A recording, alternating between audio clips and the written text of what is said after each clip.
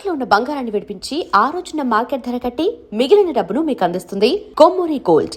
ఇందాక మీరు మాట్లాడుతూ ఒక మాట అన్నారు, మీ అమ్మగారు విజయ్ కెరీర్ గురించి బాధపడేవారు, ఎందుకంటే ఆమె అల్లుడు, అంటే విజయ్ వాళ్ళ నాన్నగారు అంటే ఆమె అల్లుడు.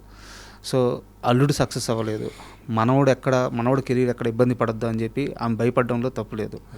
బట్ విజయ్ కెరీర్ సక్సెస్ అవ్వడానికి ప్రధానమైన కారణం మేనమామగా మీ అడుగు అని చెప్పుకోవచ్చు కదా. అది నేను కొంచెం కరెక్షన్ చేయాలి. పెళ్లి చూపులు సినిమా నేను చేసిందే. విజయ్ సక్సెస్లో నాది పెళ్లి చూపుల వరకే భాగ్యం. కానీ అంతకుముందుకే విజయ్ సక్సెస్ వచ్చింది. ఎవడే సుబ్రహ్మణ్యంలో మంచి క్యారెక్టర్ వచ్చింది, పెద్ద పేరు వచ్చింది. అక్కడి నుంచే ఆయన పేరు సంపాదించుకోవడం మొదలుపెట్టిండు. కానీ పెళ్లి చూపుల కంటే ముందు విజయ్ పడ్డ కష్టం చాలామందికి తెలియదు. అందరూ అనుకుంటారు పెళ్లి చూపులు మేనమామ తీసినందుకు సడన్గా పైకి వచ్చినాను, కానీ దాంతకంటే ముందు 10 years వాడు థియేటర్ చేసిండు. ఈ వినయమ్మ గారి దగ్గర యాక్టింగ్ నేర్చుకొని రవీంద్ర భారతిలో ఇంగ్లీష్ ప్లేస్, అక్కడ యూకే బేస్డ్ ఒక ఇంగ్లీష్ ప్లే కంపెనీ వాళ్ళతో కొలాబరేట్ అయ్యి ఇక్కడ అలెగ్జాండర్ అట్లాంటి కొన్ని ప్లేస్ చేసిండు. అవన్నీ చాలా హార్డ్ వర్క్ చేసింది. So it was a gradual ప్రోగ్రెషనే వాడిది సక్సెస్లో. ఆ టాలెంట్ ఉంది, ఆ హార్డ్ వర్క్ ఉంది, ఆ డిసిప్లిన్ ఉంది, అవన్నీ ఉన్నందుకే సక్సెస్ అయ్యింది. కానీ జస్ట్ బికాజ్ ఏదో నేను మేనమామగా పెళ్లి చూపులు తీసినందుకు మాత్రమే సక్సెస్ అయ్యింది అనడం ఐ డోంట్ అగ్రీ. కానీ నా ఉద్దేశం కూడా అది కాదు. బట్ అంటే నా ఉద్దేశం ఏంటంటే బావగారు ప్రయత్నించారు, కుదరలేదు. బట్ ఇప్పుడు ఒక మేనమామగా నేనున్నాను, రిస్క్ చేద్దాము నా అల్లుడు కోసం అని ఒక తొలి అడుగైతే తీసుకున్నారు. అదైతే తీసుకున్నాం తప్పకుండా. అంటే పెళ్లి చూపులు ప్రాజెక్ట్ తెచ్చింది కూడా విజయే. నాకు కూడా చిన్నప్పటి నుంచి సినిమాలు అంటే ఇష్టం. మా బావగారి దగ్గర నేను ఇండియాలో ఉన్నప్పుడు వారికి స్క్రిప్ట్ రైటింగ్ అని, స్క్రిప్ట్ ఫేర్ కాపీలు చేయడం, అప్పుడు దూరదర్శన్ అని ఉండేది. వాటి కోసం మేము సీరియల్ అప్రూవల్ కోసం బాగా ట్రై చేస్తూ ఉండేది. అప్రూవ్ కాకపోతుండే, కానీ ఆ వర్క్లో రైటర్స్ దగ్గరికి వెళ్ళి అట్లా కొంచెం నాకు కూడా అనుభవం ఉండింది. కాబట్టి విజయ్కి తెలుసు మామయ్యకు సినిమాలు అంటే ఇష్టం. ఎవడే సుబ్రహ్మణ్యం అని తర్వాత నేను వాడికి ఫోన్ చేసి కంగ్రాచులేట్ చేసినప్పుడు we had a brief discussion, ఏదైనా మంచిది ఉంటే మనం చేయాలన్నట్టు ఒక థాట్ ఉండింది. సడన్గా తరుణ్ భాస్కర్ కనెక్ట్ కావడము, ఈ స్టోరీ రావడము, నాకు ఫోన్ చేసి మామ ఇది ఒక మంచి సినిమా ఉంది, చాలా ఈజీగా అయిపోతుంది, అంటే మీరు పైసలు లాసైనా మీకేం డెంట్ కాదు, you are in that situation now, position now, can we do అది అని అంటే ఇమ్మీడియట్గా తరుణ్ భాస్కర్ తోటి కనెక్ట్ కావడము, స్టోరీ వినడం, నాకు బాగా నచ్చడము, అదంతా చాలా ఫాస్ట్గా అయిపోయింది. I said let's do it, ఏదో ఒకటి చేసి ఏముంది. ఆ కాలంలో పెళ్లి చూపు మేము 65 లక్షలలో తీసినాం అంతే. ఇప్పుడు 65 లక్షలకి నాకు అనుమానం షార్ట్ ఫిల్మ్ కూడా చేస్తారో లేదో. అంటే ఒక డీసెంట్ ఫిల్మ్ చేయాలంటే ఒక ½ hour అది చాలా డిఫికల్ట్. కానీ అది తరుణ్ భాస్కర్ అండ్ టీమ్, విజయ్ వీళ్ళందరూ కలిసి everyone they work really their socks off ఆ సినిమా కోసం. అన్నీ ఫ్రీగా లొకేషన్ తెచ్చుకోవడం అదంతా చాలా బాగా చేసిన వాళ్ళందరూ. మా ఇన్వాల్వ్మెంట్ వెనక నుంచి కొంచెం గైడెన్సు, ఏం చేద్దాం, ఎట్లా చేద్దాం, ఏదైనా డౌట్స్ ఉంటే క్లియర్ చేయడము, ఫైనాన్షియల్గా ఏది లోటు లేకుండా ఉన్నంతల బడ్జెట్లో చేసుకోవడం అన్నది వరకే. కానీ ఆ రిస్క్ మాత్రం నేను తీసుకున్నా. అది I'm proudly say I'm glad I did that, not just for Vijay, for me as well. ఎందుకంటే ఆ సినిమా ద్వారానే నాకు మళ్ళా ఎంట్రీ వచ్చింది సినిమా ఇండస్ట్రీకి. ఇక్కడ నేను కూడా మా బావ వెంబడి తిరుగుతుంటే మా అమ్మ నాన్ను తిట్టేది, నువ్వు కూడా సినిమా లేని చదువుకొని ఇప్పటికే ఇది అవుతుంది అది అని అన్న రోజులని ఇక్కడ నుంచి వదిలేసి వెళ్ళిపోయినాం కదా. మళ్ళీ పెళ్లి చూపుల ద్వారా మళ్ళీ వచ్చే అవకాశం దొరికింది. అది ప్యూర్లీ విజయ్ వల్లనే.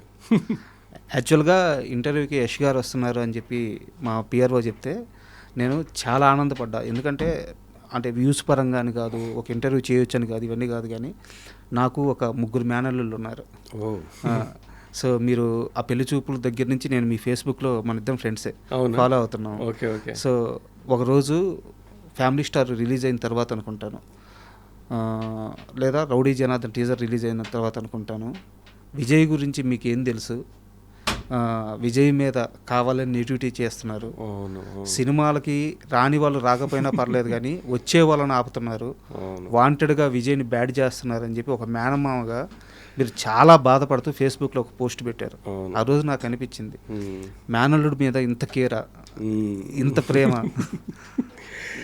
అది ఫ్యామిలీ స్టార్ అప్పుడే అనుకుంటా, రౌడీ జనార్దన్ కాదు, ఫ్యామిలీ స్టార్ అప్పుడే. అంటే కనీసం సినిమా చూసే అవకాశం కూడా లేకుండా చేస్తున్నారు ఎందుకన్నా బాధ అయింది. అంటే okay, it's a decent film, ప్రతి సినిమాలో ఏవో మిస్టేక్స్ ఉంటాయి, కానీ అది నేను తెలుగులో పోస్ట్ చేసింది, నేను తెలుగులోనే ఎందుకురా మా ఆవిడ వెనక పడతారు మీరు ఇట్లా, కనీసం సినిమా చూసే వాళ్ళని కూడా చూడనివ్వట్లేదు, చూసి డెసిషన్ తీసుకునేది వాళ్ళు తీసుకుంటారు కదా, మీకు ఎందుకు వీడిని చూస్తే ఎంత భయమ్మా, బాగుంటాడు, వాడు కట్అవుట్ బాగుంటుంది, ఏదో ఈ బేసిస్ మీద రాసినట్టున్నా. అది నిజంగానే బాధ అయింది నాకు. అంటే మాకు తెలుసు కాబట్టి, అంటే ఎంత హార్డ్ వర్క్. ఇప్పుడు ఒక అవుట్ సైడర్కి వచ్చి ఇండస్ట్రీలో నిలదొక్కుకోవడం అన్నది ఇట్స్ అన్ ఇంపాసిబుల్ టాస్క్. 1 కోటి మంది ట్రై చేస్తే ఒక్కరికి ఎవరికో దొరుకుతుంది. అది విజయ్కి దొరికింది ఆ ఛాన్స్. అది నిలుపుకోవాలంటే ఎవ్రీడే ఒక బ్యాటిలే వాడిది. Everyday he's fighting against all the negative elements. అంటే ఇంత డెడికేటెడ్గా పనిచేసినా కానీ కనీసం అంటే ఒక కొంచెం న్యూట్రల్గా ఉండొచ్చు కదా, సినిమా చూసి తర్వాత డిసైడ్ చేసుకోవచ్చు కదా అన్నది నా పాయింట్ ఆఫ్ వ్యూలో. వాడి హార్డ్ వర్క్ కనపడదు, ఎంతసేపు యాటిట్యూడ్ గురించి మాట్లాడతారు. అది యాటిట్యూడ్ కాదు, అది వాడి సెల్ఫ్ కాన్ఫిడెన్స్, వాడి మీద వాడికి ఉన్న సెల్ఫ్ అష్యూరెన్స్, నేను చేయగలను అన్నది ఒకటి. ఆ మాటలు అట్లా వస్తాయి. తెలంగాణలో మనం చాలా ర్యాష్గా మాట్లాడతాం, మరి పొలైట్నెస్ అన్నది కొంచెం తక్కువ ఉంటుందేమో. సో అది వాళ్ళు, అది తప్పు, వీడికి అరగెన్స్, వీడు యాటిట్యూడ్, అది ఏదేనో అంటుంటారు. కానీ విజయ్తో పర్సనల్గా ఎవరన్నా ఒక 5 నిమిషాలు స్పెండ్ చేస్తే తెలుస్తుంది వాడు ఎట్లాంటి వాడు అన్నది. సో ఆ పాయింట్ ఆఫ్ వ్యూలో నాకు కొంచెం బాధ అయ్యి అది పోస్ట్ చేసిన. నన్ను చాలామంది తిట్టిండ్రు, అంటే మీకెందుకు, అసలు సినిమా బాగుంటే ఎవడైనా చూస్తారు కదా, సినిమా బాగాలేని ఉట్టగానే ఎందుకు వస్తారు అని అట్లా కొంతమంది. కానీ నేను చూసిన కదా. బట్ ఆ సినిమాకి, అంటే ఇది సందర్భం కాదు, మాట వచ్చింది కాబట్టి చెప్తున్నాను, ఆ సినిమాకి ఫస్ట్ షో కాక ముందు నుంచే నెగిటివ్ స్టార్ట్ చేశారు, వాంటెడ్గా. అవును, అది ఇప్పుడు కాదు. ఇప్పుడు మీరు టాక్సీ వాళ్ళ సినిమా తెలిస్తే, టాక్సీ వాళ్ళ సినిమా మొత్తం లీక్ అయింది. సినిమా రిలీజ్ కంటే 1 నైట్ 2 నైట్స్ ముందు సినిమా మొత్తం యూట్యూబ్లో వచ్చింది, చాలామంది చూసిండ్రు. నాకు ఇప్పటికి గుర్తుంది, విజయ్ ఆ పాత ఇంట్లో ఫ్లాట్లు ఉన్నాడు, అది తెలిసి హీ వాజ్ లిటరలీ క్రైయింగ్. ఇంత హార్డ్ వర్క్ చేసినా ఇప్పుడు ఎట్లా సినిమా అది ఇది ఏడ్చేసారా? ఏడ్చిండు, లిటరలీ ఏడుస్తున్నాడు. అయినా కానీ సినిమా రిలీజ్ చేయాలంటే అల్లు అరవింద్ గారు వీళ్ళందరూ ఇప్పుడు వేస్ట్, అది మనం రిస్క్, అనవసరంగా డబ్బులు వేస్ట్ అది అని అంటే అట్ ఎనీ కాస్ట్ చెయ్యాలి సార్ ఇది, ఎందుకంటే సినిమాలో ఏదో ఉంది, యూట్యూబ్లో చూసిన వాళ్ళు కొన్ని వేల మందో 1,00,000 మంది ఉన్నా కానీ మిగతా వాళ్ళకి ఛాన్స్ మనం ఎందుకు ఇవ్వకూడదు, మనం చేద్దామని విజయ్ ఎంబడిబడి, విజయ్ ఎస్కేఎన్ ప్రొడ్యూసర్ ఎస్కేఎన్ గారు అల్లు అరవింద్ గారు ప్రజెన్స్లో చేసిన వాళ్ళని కన్విన్స్ చేసి రిలీజ్ చేయించుకున్నాడు. అది ఇంకే హీరో ఉన్నా కానీ అంత పెద్ద ప్రొడ్యూసర్ చెప్తున్నారు అంటే రూమ్లో డోర్ వేసుకొని ఏడ్చుకుంటూ అయ్యేది. కానీ వాడు చేసినందుకు వాడి ఫైటే again he fought for it. Release చేసుకున్నందుకు అది 100 crores 40 crores ఏమో కలెక్ట్ చేసి పెద్ద హిట్ అయింది. అది మళ్ళీ విజయ్, అంటే he's creating his own opportunities. మరి అది ఎందుకు అప్రిషియేట్ చేయరు వాళ్ళు? ఇప్పుడు నెగిటివ్గా కామెంట్ చేసి ప్రతి దగ్గర విజయ్కి ఎవరో వచ్చి ఏం చేయట్లేదు, ప్రతి దగ్గర he's creating his own opportunities. Pelli Choopulu అన్నది హీ క్రియేటెడ్ హిమ్సెల్ఫ్.